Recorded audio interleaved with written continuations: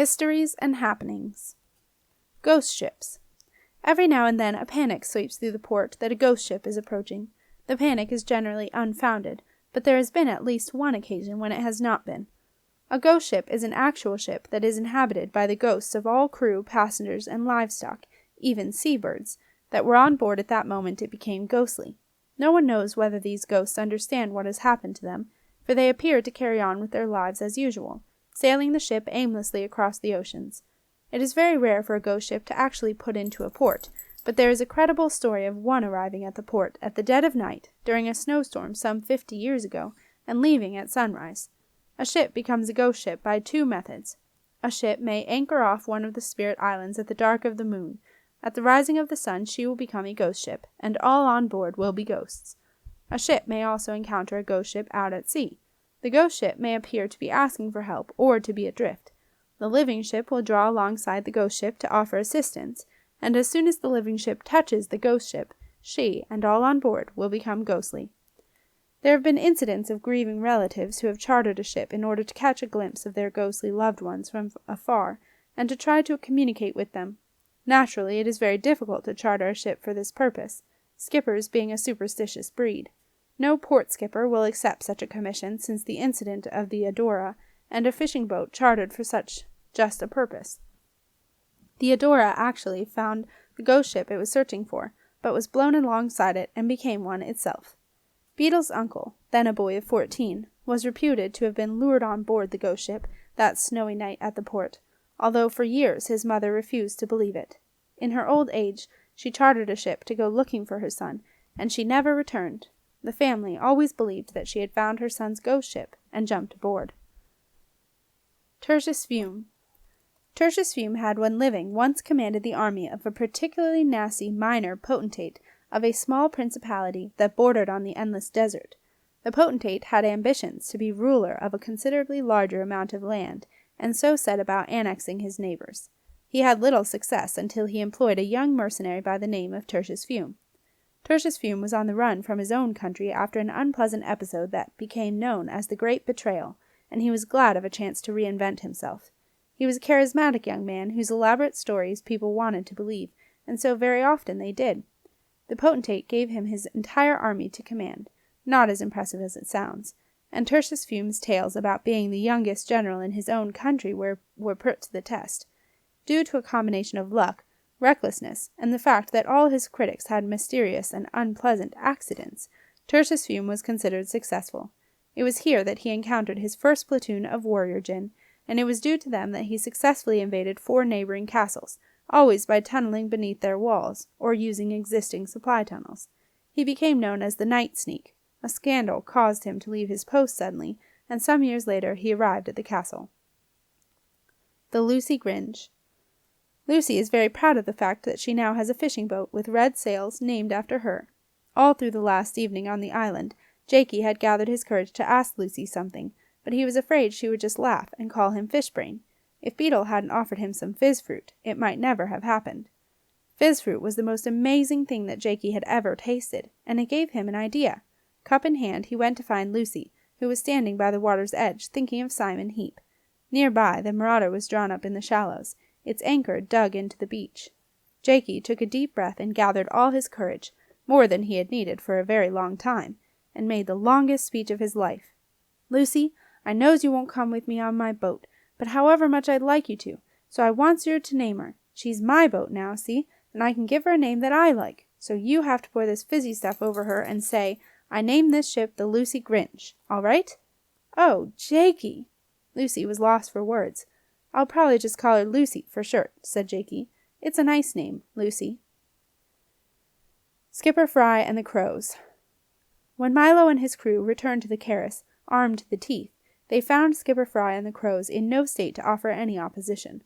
All 3 were unconscious in the saloon, having found the saloon's stock of rum and drunk the lot. What Milo said about the state of the saloon cannot be reported here, and can only be excused on the grounds that Milo had had a difficult day. Frye and the Crows were locked in the cargo hold with a bucket of water each, and taken out when they arrived at the port. They are now in the port prison, awaiting trial. When Jakey Frye heard the news, he was relieved. Now he was truly free. Maren Meredith. a.k.a. Daniel Hunter. Maren spent 2 long nights trapped behind the wainscoting. Before he realized he was locked in, he ate his entire stock of candy. He then felt sick and began moaning. Saira Heap heard, but she assumed it was the ghosts of the little princesses that Jenna had told her about. After a while Maren fell asleep, only to wake at midnight and begin screaming again. Saira sent Silas down to investigate, but halfway down the stairs Silas thought the better of it and came back to bed, telling Saira it was cats. Maren fell asleep in despair. He slept all that night and for much of the next day. He then spent the next night yelling too, and Saira Heap had horrible nightmares about cats. It was late in the evening the following day when, running his hand along the panels, counting the knots in the wood, Maren's fingers found the catch to open the door. Not caring whether anyone heard or saw him, he raced up to his room in the attic, where he ate his way through his emergency supply of licorice and banana bears, and fell asleep once more.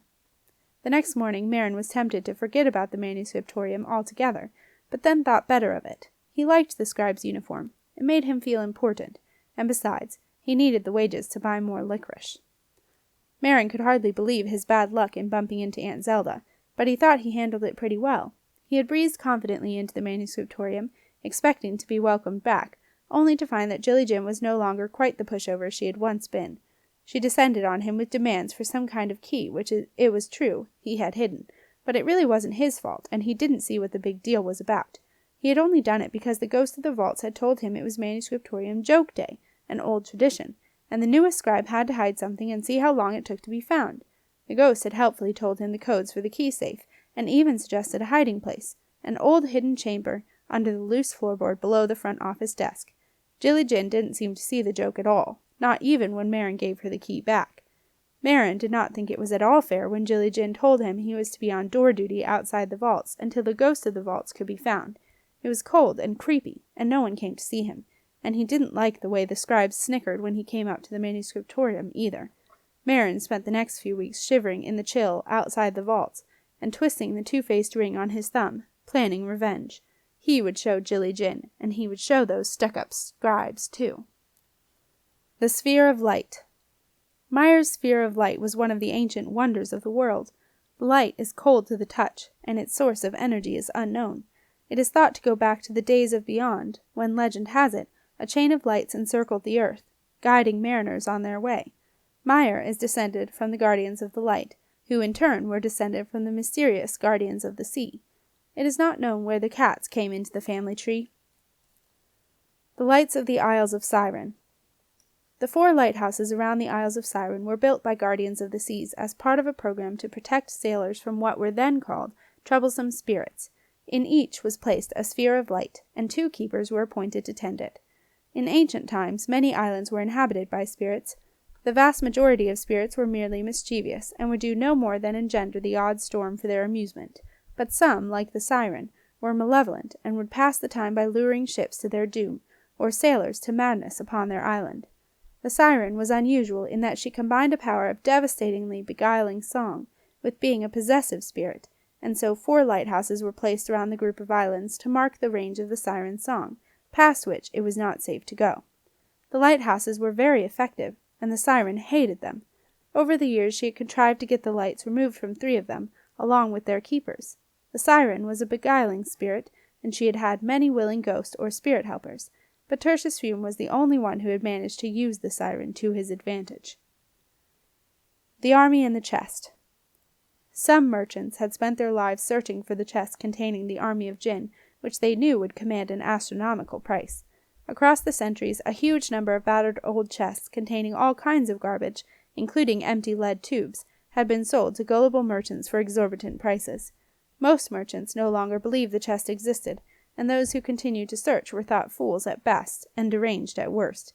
It was considered such a lost cause that if someone was setting off on an ill-advised voyage, it would often be said that he or she was searching for the army of Jinn. Milo was, of course, one of those who were convinced of its existence. After he married Queen Caris, he had become obsessed with providing the unguarded castle with an army. But a standing army is expensive to maintain, and Milo didn't want to pay more than he had to. Neither, it has to be said, did Queen Caris. The army in the chest fit the bill perfectly.